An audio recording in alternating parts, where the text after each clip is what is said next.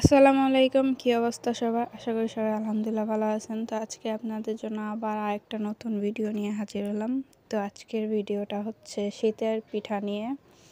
তো অনেকেই অনেক ধরনের পিঠা খাচ্ছেন, তা আমরা এখনও তেমন কিছু করি নাই, যা শুধু এই দুইটা ধরনের পিঠা তৈরি করছিলাম।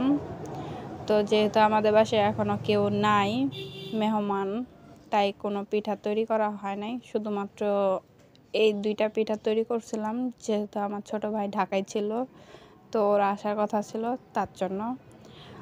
আর ইনশাল্লাহ খুব শীঘ্রই আরও কিছু পিঠার রেসিপি দেওয়ার চেষ্টা করব, কারণ আজকে আমার শাশুড়ি আম্মা আর আমার বড় বোন আসবে। তো ওরা যেহেতু আসবে, তো সেই হিসেবে পিঠা তৈরি করা হবে। তো তখন আপনাদের সাথে নতুন কোনো ভিডিও দেওয়ার চেষ্টা করব। তো এইভাবে করে আমি ঝিনুক পিঠাগুলো তৈরি করে নিছি। তো দেখতেই পাচ্ছেন মাশাআল্লাহ অনেক সুন্দর হয়েছে। অবশ্যই এটা আমার ফার্স্ট টাইম ছিল এই ঝিনুক পিঠা তৈরি করার ক্ষেত্রে।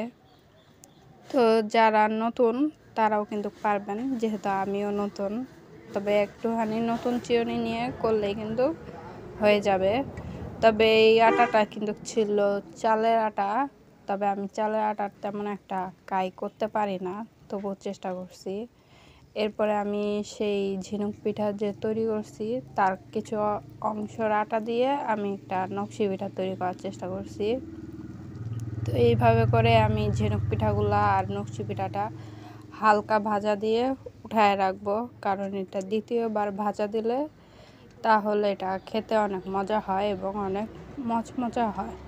প্রথম ভাজাতে কিন্তু সেটা হবে না, অবশ্যই হালকা ভাজা দিয়ে প্রথম উঠায় রাখতে হবে, পরে দ্বিতীয়বার আবার ভাজতে হবে।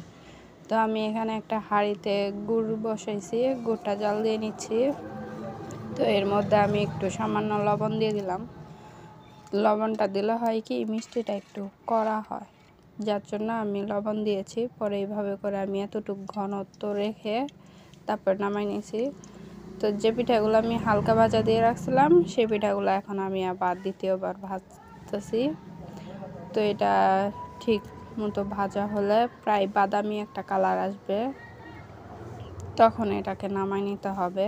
তো আমার কথাবার্তার মধ্যে যদি কোনো ভুল ত্রুটি হয় তাহলে অবশ্যই ক্ষমার দৃষ্টিতে দেখবেন, কারণ ভুল তো মানুষ মাত্রই করে, আর আমিও একজন মানুষ, তো ভুল হতেই পারে।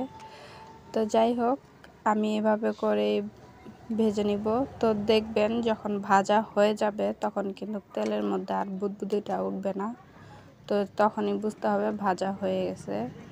তো আমার ক্যামেরার আলোর জন্য কেমন জানি একটা দেখা গেছে, মনে হচ্ছে যে ভাজা হয় নাই।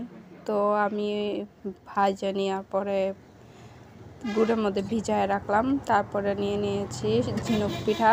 তো আমি এগুলাও কড়া করে ভেজে নিব। তো এভাবে করে ভেজে নেওয়ার পরে এটাও আমি তোলার পরে গুড়ের মধ্যে ভিজায় রাখবো। তো আমার ভিডিওটা কেমন লাগলো সেটা অবশ্যই কমেন্ট করে জানাবেন। তো ভালো লাগলে অবশ্যই জানাতে ভুলবেন না, আর প্রথমবার হিসেবে কেমন হয়েছে সেটাও জানাবেন। তো সবাই ভালো থাকবেন, সুস্থ থাকবেন। আল্লাহ হাফেজ।